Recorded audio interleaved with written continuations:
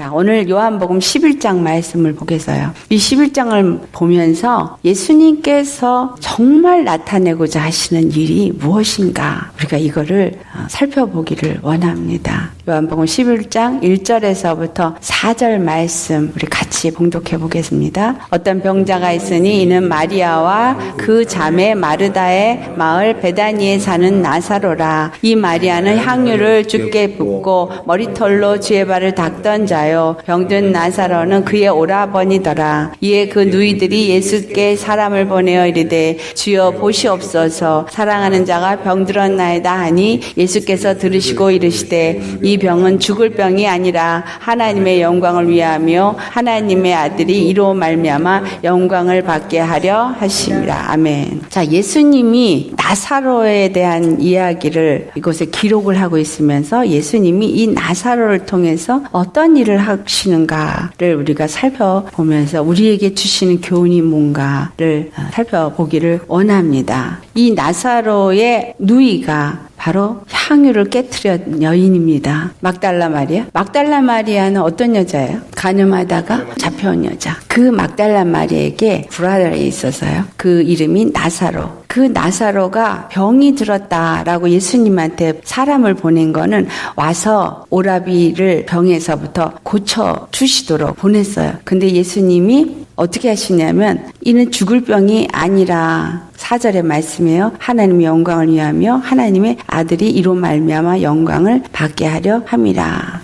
예수님이 그 나사로를 통해서 영광을 받으시고 또 하나님 아버지도 나사로를 통해서 영광을 받도록 주님이 일하신다. 자, 그런데 하나님의 영광을 나타내는 자는 낮에 일한다 라는 말씀을 하셔요. 요한복음 11장 9절에서부터 10절 말씀 같이 봉독해 보겠습니다. 예수께서 대답하시되 낮이 12시간이 아니니 사람이 낮에 다니면 이 세상의 빛을 보므로 실족하지 아니하고 밤에 다니면 빛이 그 사람 안에 없는 거로 실족하느니라. 예수님께서 낮과 밤을 말하고 있는데 낮에 다니는 자는 빛을 보면서 실족하지 않지만 밤에 다니는 자는 빛이 없으므로 실족을 한다 하시는 말씀의 의미는 무엇이냐? 낮은 뭐라는 걸 얘기해요? 빛이 있는 곳이다 라는 거죠. 예수님이 말씀을 하고 싶은 것은 바로 예수 그리스도 안에 있는 자는 빛 가운데 있는 자다. 그 말씀을 하고 싶은 거예요. 예수님은 어두운 세상에 생명의 빛으로 오신 분이시다. 그래서 요한일서 1장 5절을 보면은 하나님은 빛이시다. 그런 말씀을 하십니다. 그런데 요한복음 1장 4절에서부터 5절을 보면 예수님이 또한 빛이시다라는 말씀을 하세요. 그런데 이 빛은 바로 생명이라는 말을 하고 있고 이 빛이 사람들에게 생명을 주는 빛이다라는 말씀을 합니다. 이 생명이 있는 빛이 있는 곳에는 어두움이 조금도 없다. 주님께서 지금 우리에게 하시는 말씀, 너희들은 다시 말하면 낮에 다니는 자가 되라 이 말이에요. 빛에 속한 자가 되라. 그래서 예수 그리스도 안에 거하는 사람은 낮에 속한 사람, 빛에 거하는 사람이다라는 것을 말씀하는 것입니다. 요한일서 우리 1장 6절에서 7절 말씀 같이 봉독하겠어요. 만일 우리가 하나님과 사귐이 있다 하고 어둠에 행하면 거짓말을 하고 진리를 행하지 아니함이거니와 그가 빛 가운데 계신 것 같이 우리도 빛 가운데 행하면 우리가 서로 사귐이 있고 그 아들 예수의 피가 우리를 모든 죄에서 깨끗하게 하실 것이요. 아멘. 우리가 하나님과 사귐이 있다는 얘기는 예수 그리스도 안에 거하는 자다라는 거죠. 만약에 예수 그리스도 안에 거하면서 하나님과 사귐이 있다고 하는 자가 어두운 가운데 행한다면 진리 가운데 행하는 것이 아니고 하나님이 그 안에 있는 것이 아니다. 하나님과 사귐이 있는 자는 낮에 속한 자요, 빛 가운데 거함으로 어두운 가운데 행하지 않는 자다라는 것을 말씀합니다. 또 오늘 예수님이 빛이 없는 자들은 실족한다 그랬거든요. 그들이 실족하는 이유는 밤에 다니는 자요, 빛이 그 사람 안에 없기 때문에 실족한다 그랬어요. 우리 안에 빛이 있으면 실족하지 않지만 우리 안에 빛이 없으면 실족한다라는 거예요. 그러니까 이 빛은 바로 예수님의 생명의 빛이 있느냐 없느냐. 이 세상 가운데서 내가 밤에 거하는 자냐 낮에 거하는 자냐. 예수님 안에 있는 자는 낮에 거하는 자지만 예수님 밖에 있는 사람, 세상에 속한 사람은 밤에 있는 자로서 밤에 다니는 자다. 그 말을 하는 것입니다. 데살로니가전서 5장 4절에서 5절 말씀, 이 세상에 마지막 때가 도둑같이 임하게 된다. 그렇기 때문에 5절 말씀 우리 같이 봉독해 봅니다. 너희는 다 빛의 아들이요 낮의 아들이라. 우리가 밤이나 어둠에 속하지 아니하나니. 우리가 낮에 속하고 밤의 어둠에 속하지 않는 사람을 데살로니가전서 5장 8절 말씀에 뭐라고 말해요? 정신을 차리고 믿음과 사랑에 호심경을 붙이고 구원의 소망에 투구를 쓰자. 주일날 제가 설교를 할 때 전신갑주를 입는 거를 얘기를 했거든요. 그런데 이 전신갑주를 입는 것을 여기서는 믿음과 사랑의 호심경을 붙이고 구원의 소망에 투구를 쓰자. 예수 그리스도가 나의 구원이고 예수님의 영생이 나의 소망이 되어진 자, 오직 예수님을 머리로 모시고 믿음 안에 사는 자는 사랑의 호심경을 우리 심령에다 붙였다라는 사실이에요. 그래서 내가 낮에 속하는 자는 바로 사랑의 빛, 생명의 빛이 우리 안에 있고 예수 그리스도 안에 거하는 자요. 그러한 자들은 실족하지 않지만 그렇지 않은 자들은 실족을 한다라는 말씀을 하고 계십니다. 세 번째 우리가 살펴볼 것이 무엇으로 우리가 인도함을 받을 때 실족하지 않느냐. 그 생명의 빛을 시편 119편 105절 말씀에는 주의 말씀이 내 발의 등이요 내 길의 빛이니이다. 곧 그리스도의 말씀으로 우리 발걸음을 인도함을 받을 때 실족하지 않는다라는 거예요. 그러면 그리스도의 말씀으로 내 발걸음이 인도함을 받는다는 얘기는 내 마음에 그 생명의 빛이 있으면 그 빛의 말씀이 내 마음을 주장하고 그리고 내 마음이 또한 내 생각을 주장하고 나를 움직여서 내 발걸음이 그 빛의 말씀에 의해서 순종되어지는 상황을 말씀하고 있는 것입니다. 다윗이 시편 119편 11편에 보면 내가 주께 범죄하지 아니하려 하여 주의 말씀을 내 마음에 두었나이다. 우리 마음에 말씀을 두지 않으면 어둠이 찾아와서 범죄하게 되어진다라는 걸 얘기하는 거예요. 우리의 마음에 말씀이 없으면 어둠이 찾아와 범죄하고 내 마음에 말씀이 있으면 빛이 우리 안에 있어서 나로 하여금 낮에 거하는 자가 되니까 범죄하지 아니함으로 실족하지 않는 자가 되는 것이죠. 밤에 다니는 사람은 빛이 없으므로 실족한다 그러셨어요. 요한복음 12장 35절에 예수님이 하시는 말씀이 잠시 동안 빛이 너희 중에 있다. 이 말씀을 하세요. 다시 말하면 예수님이 지금 그들 가운데 있는 것은 빛이 그들 가운데 있는 거지만 이것은 잠시 동안만 있는 것이다 라는 거예요. 잠시 동안 있는데 빛이 있을 동안에만 다녀서 어둠에 붙잡히지 않게 하라. 어둠에 다니는 자는 그 가는 곳을 알지 못한다. 우리 마음에 빛이 없으면 가는 길을 알 수가 없어요. 세상의 관점에서 세상의 눈을 가지고 세상을 바라보고 있으면 우리가 정말 가야 될 바른 길을 알지 못하기 때문에 가는 길을 알지 못하고 세상 사람이 가는 대로 나도 똑같이 가는 자, 그래서 결국은 실족하는 자가 되어진다라는 거예요. 하지만 주님의 말씀이 내게 있고 그것이 빛이 되어져 있다면 나는 밤에 다니는 자가 아니기 때문에 갈 길이 무엇인지를 알고 행하게 되므로 실족하지 않는다라는 거죠. 중요한 건 여기서 지금 말씀하는 건 뭘 말하는 거예요? 반드시 우리 안에 빛이 있어야지만 갈 길을 안다. 우리가 이 땅에서 몇 년을 살지 모릅니다. 그냥 눈 뜨면 또 일 가고 또 해지면 집에 와서 자고 일하고 자고 먹고 일하고 자고 먹고 매일같이 쳇바퀴 돌듯이 똑같은 일을 반복해서 하고 살고 있습니다. 그렇다면 만약에 그렇게 살고 있다면 세상 사람들처럼 그렇게 살고 있다면 짐승하고 다를 것이 하나도 없다라는 거예요.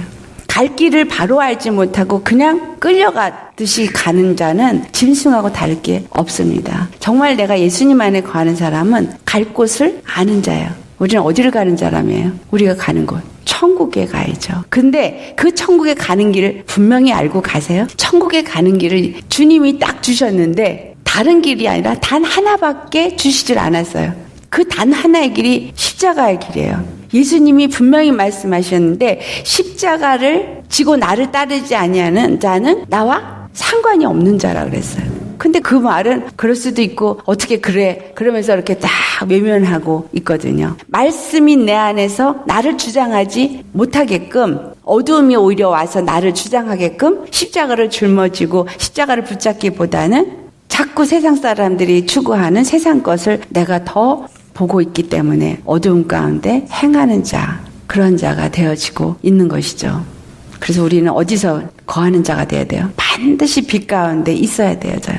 요한일서 2장 9절의 말씀이 형제들을 미워하는 자는 아직도 어두움에 있는 자다. 요한일서 2장 11절에도 똑같이 그렇게 얘기해요. 형제를 미워하는 자는 어두움에 있고 어두움에 행하며 갈 곳을 알지 못하는 자다. 그들은 그 어두움이 그들의 눈을 멀게 했기 때문이다 라고 말합니다. 예수님은 우리에게 무엇을 말하느냐? 빛 가운데 거하고 낮에 거하는 자가 되어야 한다. 이 말을 지금 여기서 하고 있습니다. 예수님이 낮에 오셔서 일을 하시는 것은 구원의 하나님을 나타내기 위해서 일을 하신다라는 거예요. 오늘 요한복음 11장 4절 말씀이 하나님이 영광을 받도록 일을 하신다라는 거죠. 그런데 그 영광을 나타내기 위해서 예수님 하신 일이 11절에서부터 15절을 보면은 말씀하고 있어요. 바로 그를 깨우러 가는 게 아니라 그는 죽은 게 아니고 잠들었다 이렇게 표현을 하세요. 병들어서 죽게 되었다 소리를 듣고도 예수님은 가지 않고 며칠을 더 그곳에 머물렀다가 나사로가 죽은 연에 이제 가자 그러는 거예요. 왜 예수님은 나사로가 죽을 때까지 기다렸느냐? 그것을 우리가 이제 조금 이따 마르다와 마리아의 믿음을 보면서 확인해 보겠습니다. 나사로의 죽음은 하나님의 영광을 나타나기 위함이었습니다. 예수님이 병든 자를 고치는 것을 통해서도 하나님의 영광을 나타내는 일을 했었죠. 그런데 여기서는 다르다는 거죠. 나사로는 하나님의 생명을 가진 자이기 때문에 육체는 죽었다고 모든 사람들이 볼지라도 영적으로 그는 예수님이 잠자는 자다.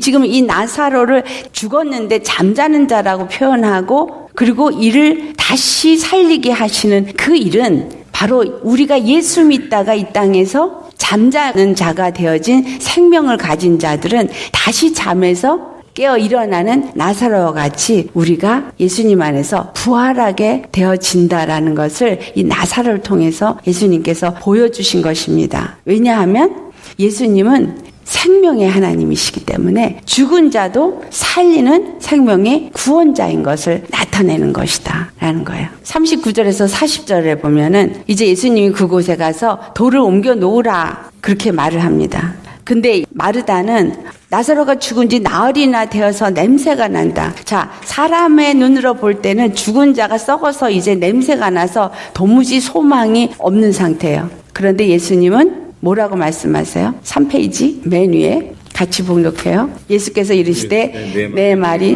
내가 믿으면 하나님의 영광을 보리라 하지 아니하였느냐 하시니, 정말 3일이나 죽어서 썩은 내가 나는 그러한 사람, 사람의 눈으로 볼 때는 절대로 다시 살아 일어날 수 없다고 생각했던 사람, 그가 나사로였지만 내가 믿으면 하나님의 영광을 보리라. 우리에게는 어떤 믿음이 있는가? 정말 예수님을 우리가 믿는데 어떻게 믿느냐는 거예요. 자, 우리 가운데 정말 도무지 있을 수 없는, 일어날 수 없는 불가능이 여러분 앞에 있다고 할 때 예수님은 그 일을 이루실 수 있는 분이라고 믿으십니까? 이 지금 나사로의 죽음 앞에서 예수님은 우리에게 묻습니다.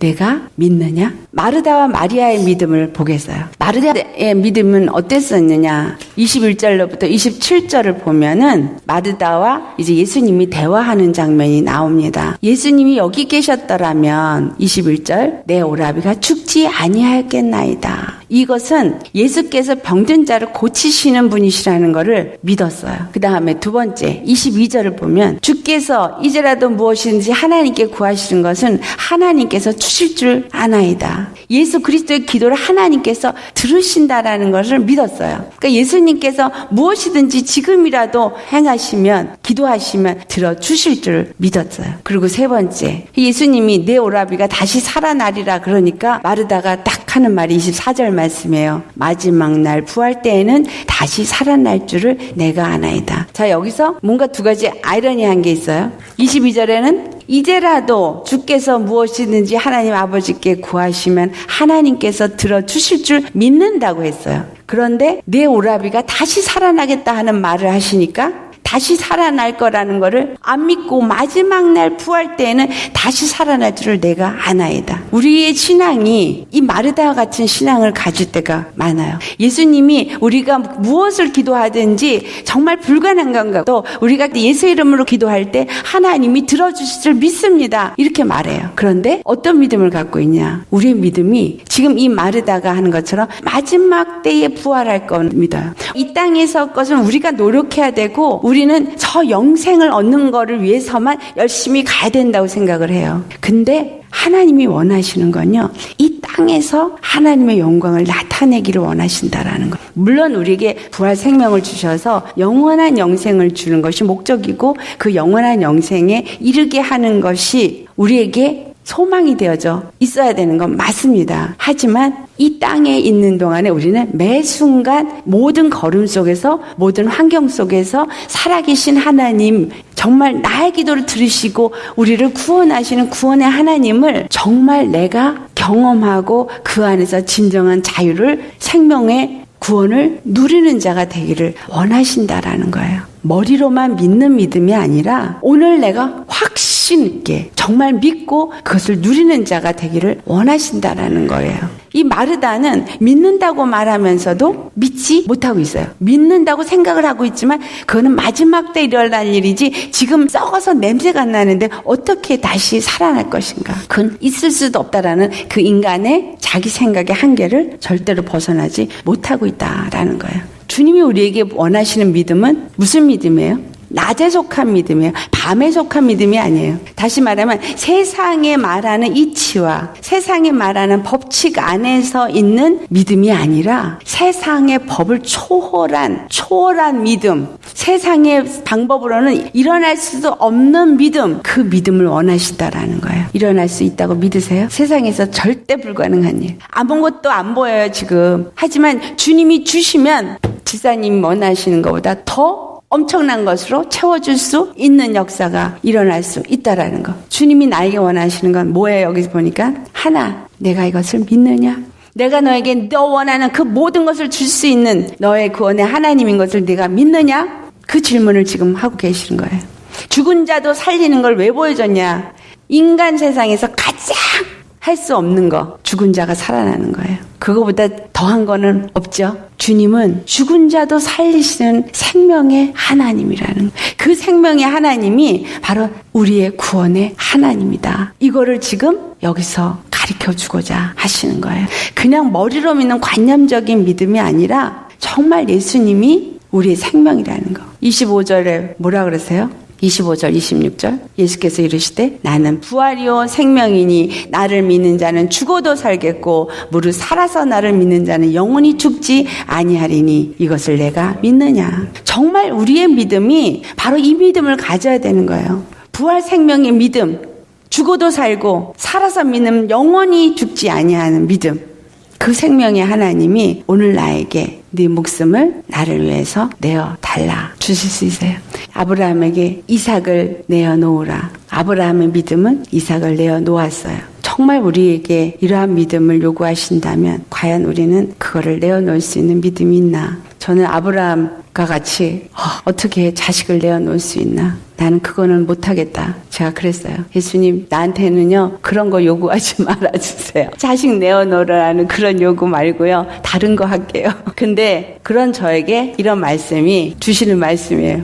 왜냐하면 죽어도 살릴 수 있는 거. 주님이 나한테 그 아브라함에게 보고자 했던 건 믿음을 보고자 하는 거였을 뿐이었죠. 정말 그 100세 얻은 아들을 죽이길 원했던 건 아니었다라는 거예요. 이 마르다의 믿음은 누가복음 10장 40절에서부터 41절을 보면 또 이는 섬기는 일에 너무나 염려가 근심이 많아져.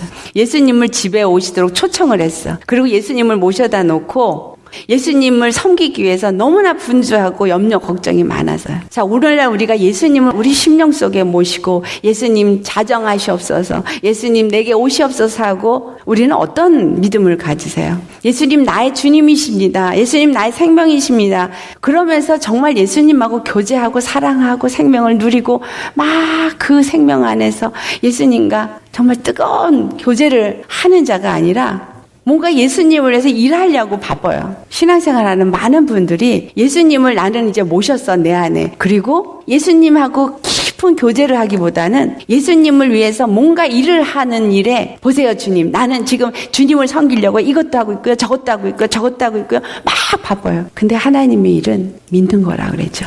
믿는 거. 믿는 게 뭐예요? 예수님 안에서 예수님과 함께 사랑의 교제를 하는 거. 그리고 그분 안에서 정말 안식하고 의지하는 거. 그 동생 마리아는 아마도 여기 성경에 나오지 않지만 이 마르다가 가진 그 신앙의 대부분이 같다고 생각해요. 왜냐하면 32절 말씀에 똑같이 그 얘기를 하거든요. 예수님이 여기 계셨더라면 내 오라비가 죽지 아니하였겠나이다. 그렇게 말씀해요. 예수님이 계셨으면 죽지 않았겠나이다. 정말 너나 할 것 없이 다 그러한 믿음. 이 마리아는 어떤 자였어요? 누가복음 10장 39절을 보면은 주의 발 앞에 앉아서 주의 말씀을 듣기를 사모하는 자였어요. 그 말씀을 듣는 것을 너무 사모해서 42절 말씀에 마리아는 이 좋은 것을 택하였고 빼앗기지 아니하리라. 그녀는 예수님과 교제하고 예수님의 말씀을 듣고 예수님을 사모하는 그런 자였어요.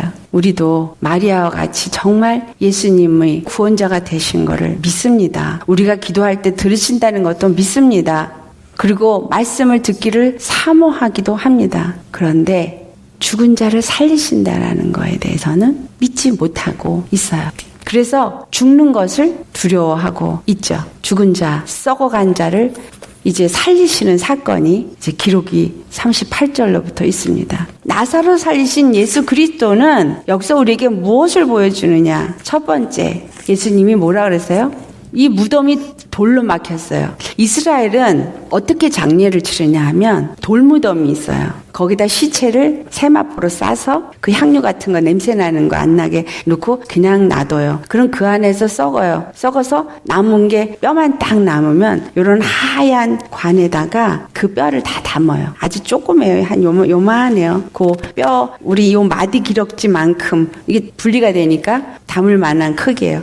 그리고 그거를 이렇게 그 무덤 안쪽에다 둬요. 시체를 놔뒀던 돌판은 하나밖에 없어요. 그리고 이제 그 다음 식구가 또 죽으면 그 사람은 거기다 또 갖다 놔요. 그리고 또 그 뼈를 그 박스, 하얀 박스에 놓고 또 한쪽에 놔두고. 그래서 이 묘 하나에 식구들이 다 그 안에 같이 다 들어가 있어요. 무덤은 죽은 자를 장사 지내는 곳이죠.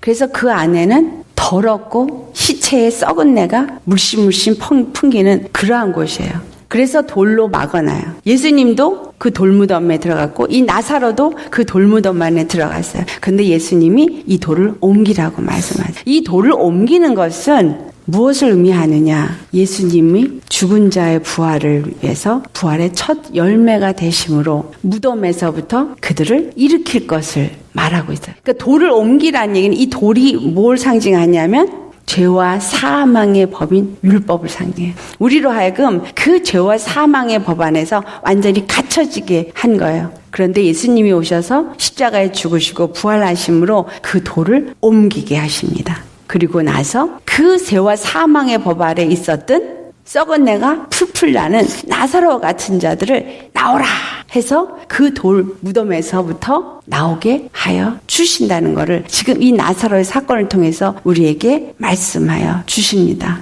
마태복음 23장 27절 28절을 보면 서기관과 바리새인들에게 뭐라고 말하냐면 이 회칠한 무덤들아 이렇게 말을 해요. 하얗게 평토장한 무덤이에요. 그런데 겉은 하얗고 깨끗해 보이지만 그 안에는 죽은 사람의 뼈와 더러운 것들이 가득한데 너희들이 바로 이와 같은 회칠한 무덤이라는 거예요. 사람들에게는 옳게 보이는 것 같고 의로운 것 같지만 실질적으로 너희들 안에는 외식과 불법이 가득한 마귀의 자식들이다. 우리 심령은 어떻습니까? 만약에 우리가 율법 안에 매여 있고 우리 안에서 아직도 어떤 죄를 따라가고 낮에 거하는 자가 아니라 밤에 거하고 밤에 행하면서 육적인 정욕의 사람의 지배를 받는 자라면 우리는 겉은 그리스도인으로서 깨끗해 보이는 것 같고 거룩해 보이는 것 같지만 실상은 그 불법이 가득한 외식하는 자다라는 사실이에요. 낮에 거하고 낮에 행하라는 말은 바로 이와 같은 썩은 내가 나는 무덤 안에 있지 말아라 같은 말입니다. 예수님은 죽은 자 가운데서 다시 살아나셔서요. 고린도서 15장 20절 말씀, 예수 그리스도께서 죽은 자 가운데서 다시 살아나서 잠자는 자들의 첫 열매가 되셨도다. 여기서 죽은 자들의 첫 열매라고 안 하고 잠자는 자들이라고 그랬어요. 왜 잠자는 자들이냐면 예수 안에서 그 생명을 가진 자로서 육은 잠자는 자가 되었기 때문에 잠자는 자라고 표현한 거예요. 죽은 자와 잠자는 자는 차이가 있어요. 죽은 자는 이 무덤 안에 거하는 자고 잠자는 자는 예수 그리스도 안에서 부활에 동참되어진 자다라는 사실입니다. 나사로가 내가 부활 생명이기 때문에 그가 죽어도 산다. 그러면 이 나사로는 어떤 사람이라는 걸 얘기해 주는 거예요. 예수님을 믿는 자라는 거예요. 예수님의 생명을 가진 자라는 거예요. 그래서 예수님이 나사로에게 나사로야 나오너라. 나사로가 예수님이 나오너라 하니까 그가 나왔어요. 예수님이 부활하신 것과 지금 이 나사로의 부활한 것을 만약 같다고 생각한다면 첫 부활이 되지가 않아요, 예수님이. 근데 나사로가 부활한 것은 첫 번째 부활이 아니고 그럼 이 부활은 무슨 부활이에요? 바로 이것은 육체의 치유의 부활이에요. 예수님의 생명이 그 안에 있기 때문에 예수님의 음성을 듣는 자가 되어졌기 때문에 잠자는 자로서 그가 다시 살아 일어나게 되어진 치유의 부활이지 이것은 예수님이 부활하신 부활과 같은 부활이 아니다라는 거예요. 그런데 그가 나올 때 수족을 배로 다 동였어요. 이거는 우리에게 무엇을 말해주느냐 하면 무덤 안에 있는 자들에게는 그 수족이 다 배로 동동 메어져서 꼼짝을 못하게 되어져 있어요. 미라 봤죠? 미라. 염할 때도 다 묶어요. 배로 다 메어서 도무지 움직일 수가 없게끔 해서 장례를 치르거든요. 이 말은 우리가 율법 안에서 죄와 사망의 법 아래 있는 자가 되어지는 사람들은 완전히 다 매임을 받아서 자기 힘으로 아무것도 할 수 없는 매인자다라는 거예요.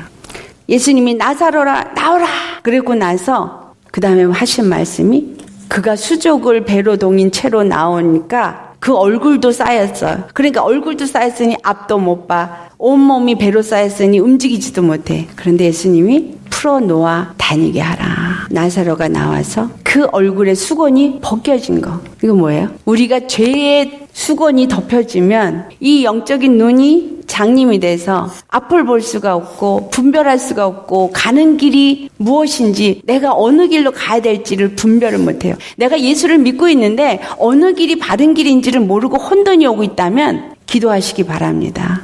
하나님의 영의 사람은 깨어있으면 분명하게 이 수건이 벗겨졌기 때문에 하나님 안에서 갈 길이 무엇인지를 알고 그 길을 분명하게 갈 수 있어요. 근데 그렇지 못한 자들은 수건이 덮어졌기 때문에 앞을 볼 수 없어서 한 치 앞도 내가 어디로 가야 될지 모르고 끌려다니는 자가 된다라는 사실이에요. 지금 이 나사로가 무덤에서 나온 사건은 율법에 매여 있는 죄와 사망에 매여 있는 자들이 예수 그리스도 안에서 자유함을 얻게 되어지는 사건을 보여주는 사건이에요.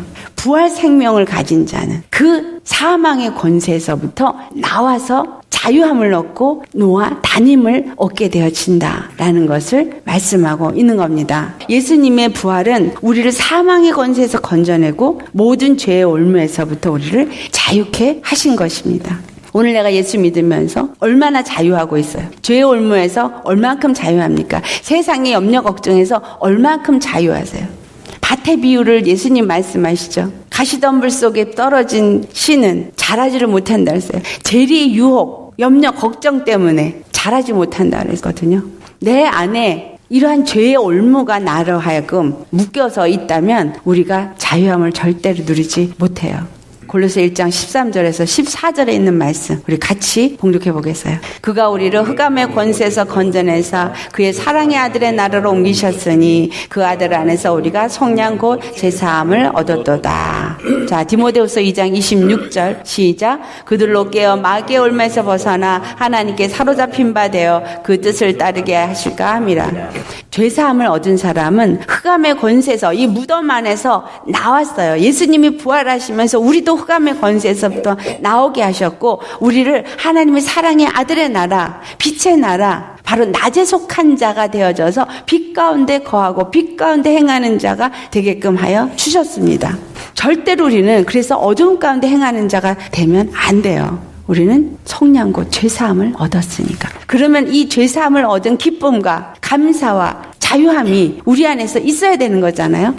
심령에 자유가 있어야죠. 생각에서도 자유가 있어야죠. 근데 생각이 매여 있고 마음이 매여 있고 너무나 많이 매어져 있어요. 우리로 깨어서 마귀의 올무에서 벗어나도록, 그리고 하나님의 빛 가운데 사로잡힌 자가 되어지도록, 그리고 그의 뜻을 따라서 그 길이 어느 길이 바른 길인가 진리의 길인가를 알고 그 뜻을 따라서 살도록 예수님이 십자가를 지시고 부활하셨다라는 거예요. 입으로만 내가 믿는다 해가지고 믿는 자가 아니라는 거죠. 분명하게 오늘 이 나사로를 통해서 요한복음 11장에 말씀하는 건, 믿는 자는 빛 가운데 거하고 빛 가운데 행하는 자요. 믿는 자는 바로 부활 생명을 가진 자로서 갈 길을 분명히 아는 자다. 막연한 관념의 믿음이 아니라 이 믿음은 자유하는 믿음을 소유하는 것이다. 예수님 한 사람으로 온 인류의 구원이 이루어졌습니다.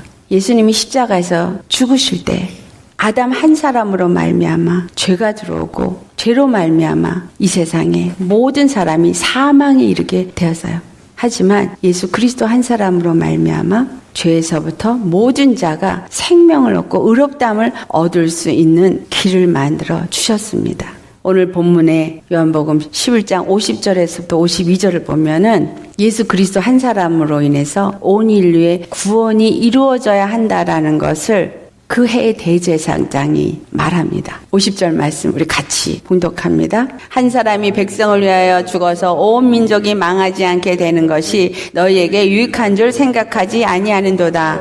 이 말은 그냥 예수가 저렇게 참남한 말을 하고 다니니까 사람들을 혼돈과 흔들고 있는 이런 일을 막아야 된다, 그런 생각에서 이 말을 한 거겠죠. 하지만 이 말은 스스로 함이 아니라 예수님께서 그 민족을 위하여서 죽으시고 하나님의 자녀들을 모아서 하나가 되게 하기 위해서 죽으실 것을 미리 말한 것이다 라고 52절에 말씀합니다.